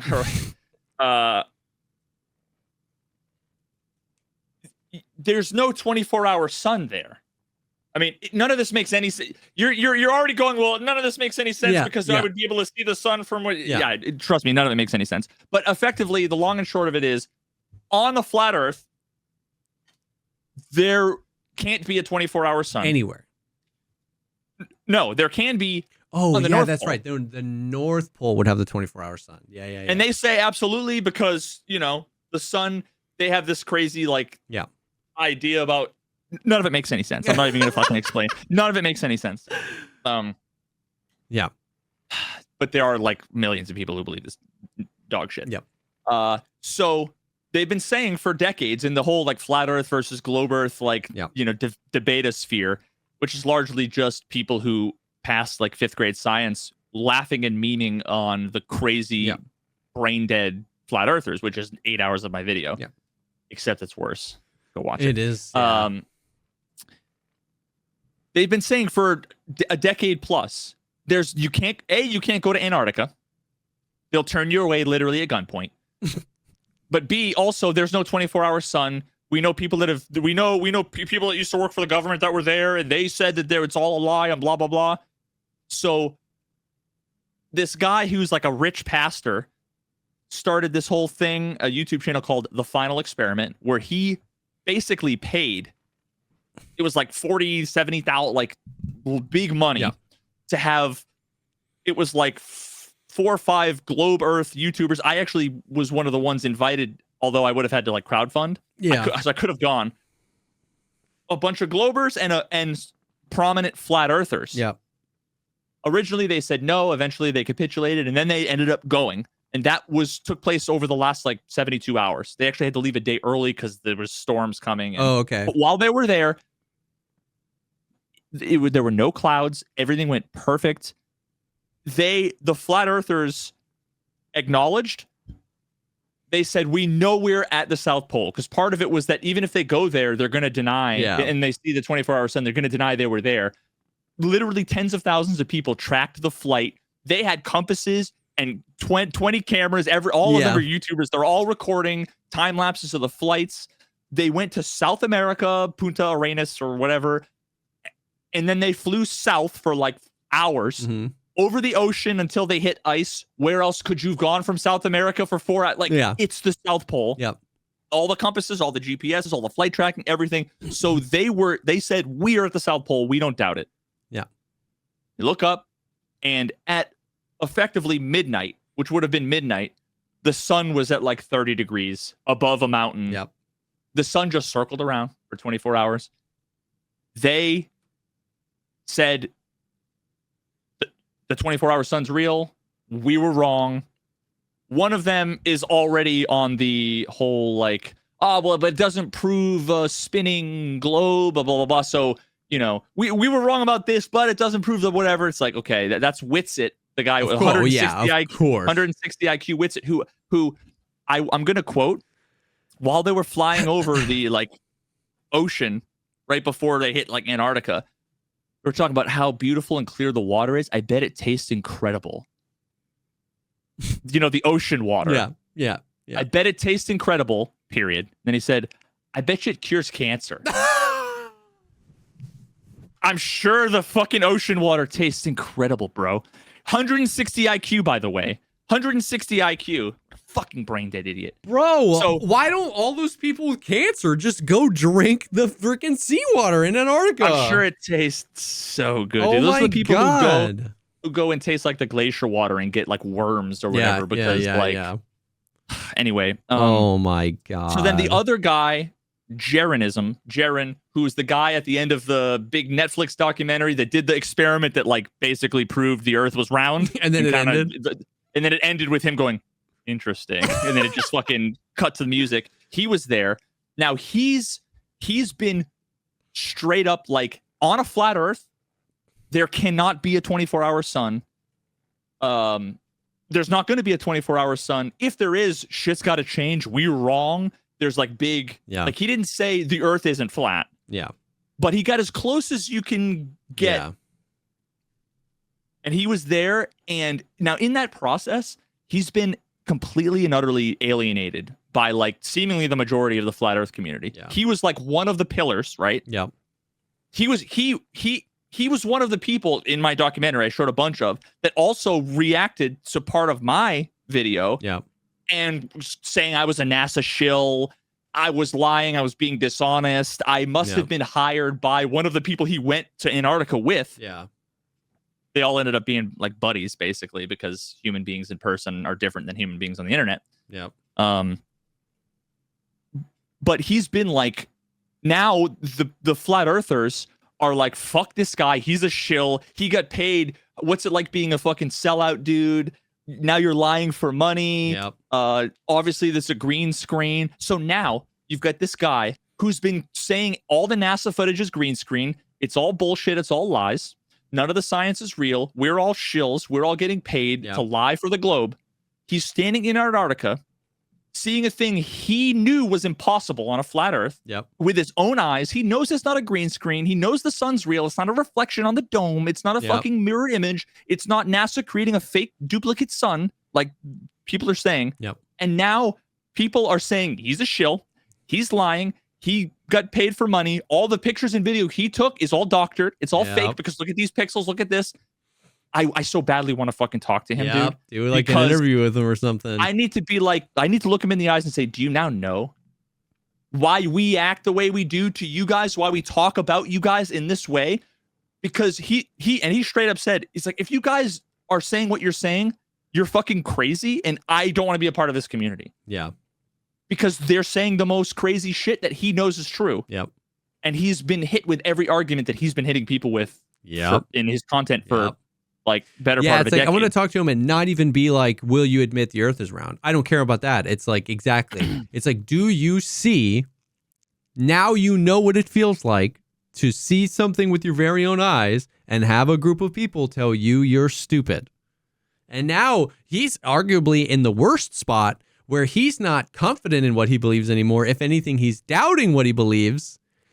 So he's getting shit from both sides because his community is rejecting him because they have anything. And if he, you know what I mean? If he is honestly, still holding on to it, it's like, he's mostly getting like, I feel like the Globe Earth community sees he's like on the cusp of something. They see that there's actual intellectual honesty there. Yeah. He's got some real ding dong beliefs about some other shit that, whatever, but there's something there that's respectable and admirable.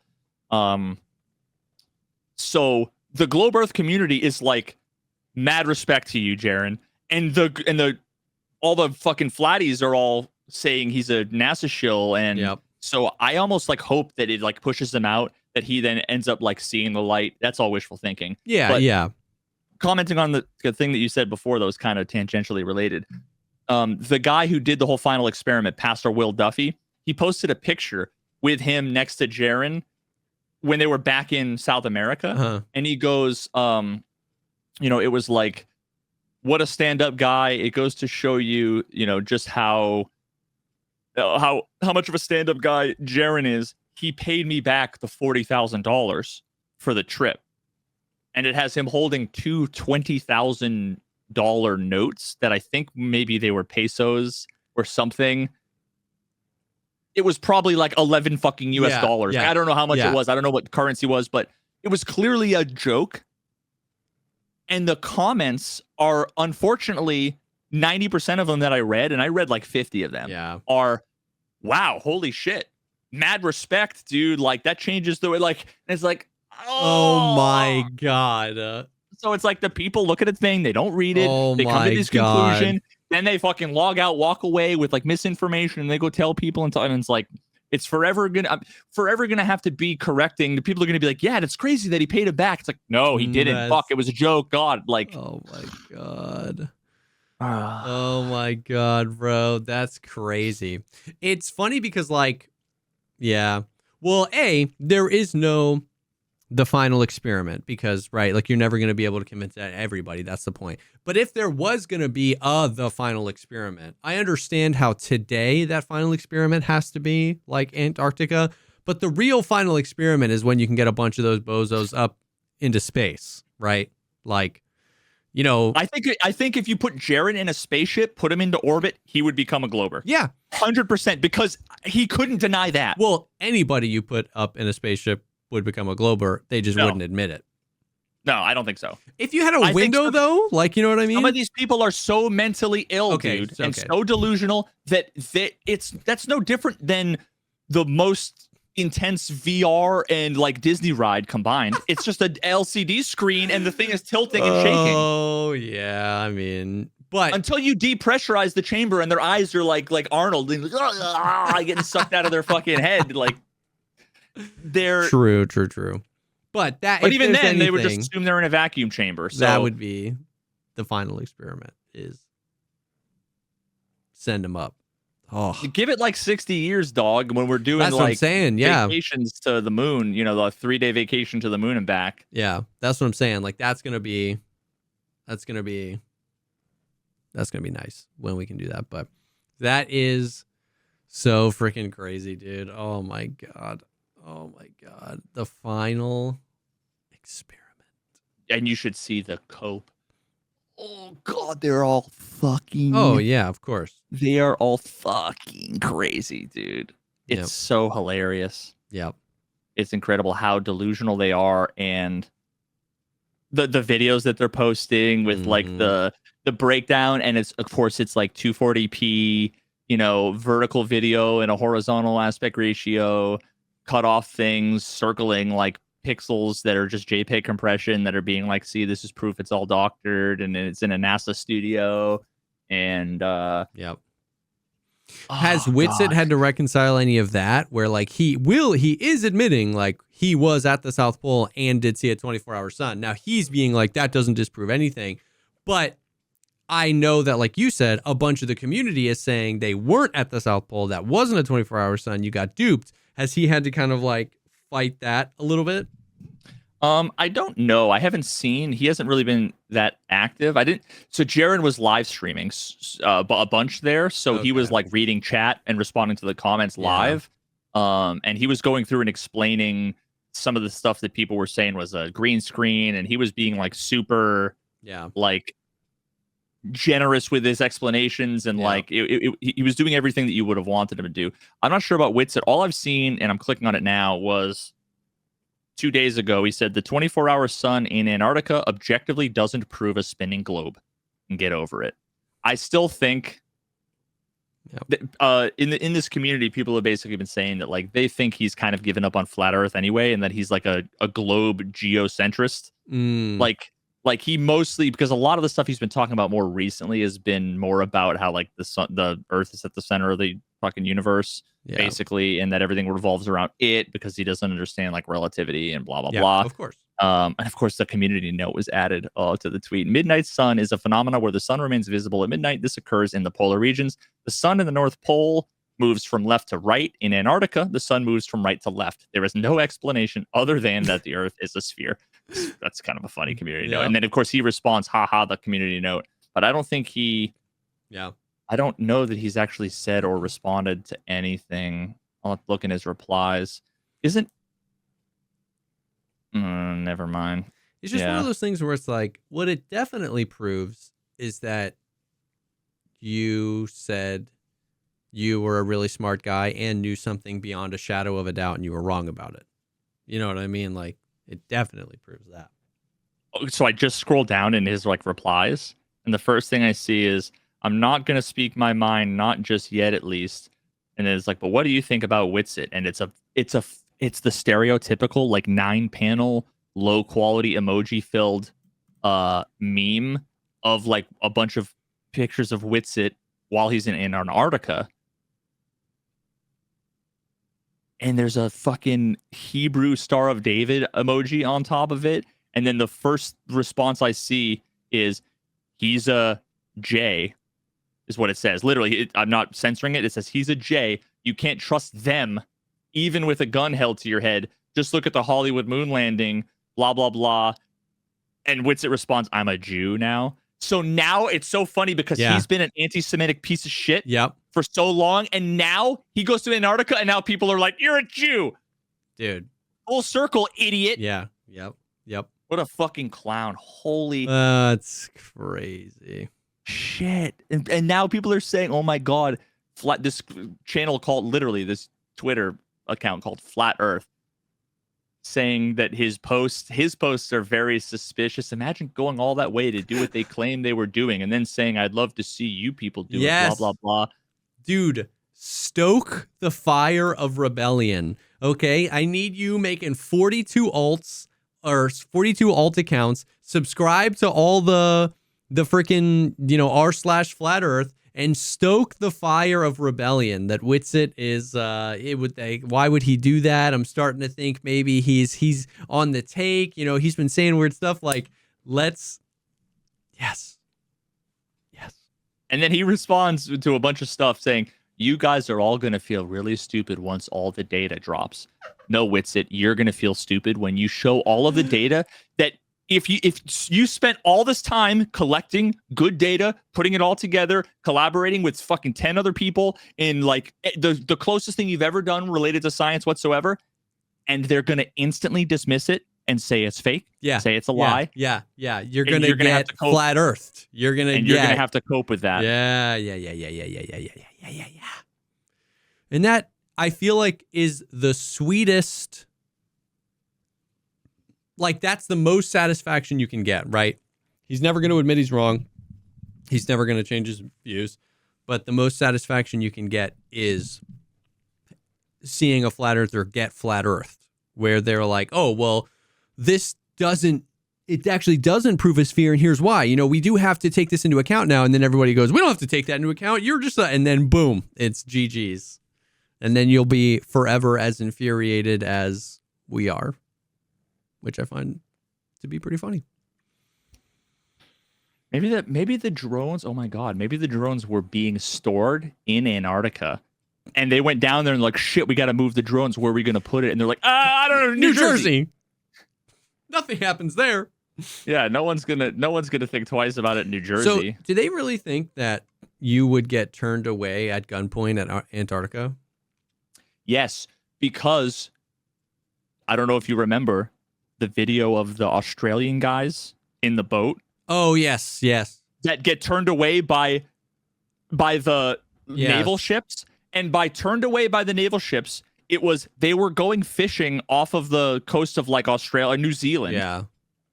And the naval ship stopped them and said, "Get the fuck out of here. We're doing naval stuff." And they said, "Okay." And they just kept going in the direction they were going. And they were all wearing shirts and a t-shirt and had fishing lines. And they were like 48-hour boat trip away from Antarctica anyway in a tiny ship with like 4 dudes wearing t-shirts. Well, so they weren't going to Antarctica in the first place. But that's their evidence that you'll get turned away at gunpoint. But what I find funny is how many boats do you think they have to guard the entire Earth's ice wall? Like, how many people are stationed out there, bro? I want to know. Brother, think of how many Jays there are that can have all the government alien technology that, you know, the future, blah, blah, blah, blah, blah. Yeah, like they have enough control over the information to control all of humanity. A bunch of turrets with some penguins and a couple of AKs is not a big deal, bro. That's true. You're right. How silly of me. Yeah, but they didn't actually go to the South Pole. They just went like close to it. Yeah. But you can't go further than that. And they weren't allowed to go wherever they wanted. They weren't allowed to freely explore. Yeah, now, you'll die. It just so happens to be that there's giant mile-long fucking crevices that you literally will fall into and die, and they'll be held responsible. Oh my God. That's so funny. I love it, dude. I freaking love it. I'm so glad that the final experiment happened and we got another little layer on the flat Earth cake. That's so funny. Well, that's kind of the stuff. That's all that I had. What up? What a day. What a messed up day. I think that's so funny that they actually went. Oh my God. I regret not going now. Yeah. Dude. I mean, well, like we talked about, you would have never known. And you would have had to start like crowdfunding before you knew. You would have, it just would have been. No, I think I could have raised the like $27,000 in like 3 months. I think I could have raised it. The problem is that all the flat earthers said no. Yeah. Initially. So it's like, I'm not going to go and just be like, look, it would be a waste of time. I was right. But I want to sit down with them, look in their eyes, and go, "You see that, son? Now what?" Yep. Yeah. And not have to like post about it on Twitter and get ignored. Yeah. But yeah. So thank you guys. Thank you guys for listening. Thanks for being here. Thank you to Dollar Shave Club for sponsoring this episode. And if you want more podcast content, you can go to patreon.com/thepodcastpod. Get early ad-free access to these episodes and even an additional episode each week. We appreciate you guys being there, and we appreciate you being here. Thank you guys so much for hanging, and we will definitely see y'all on the next one. Keep your eyes on the skies.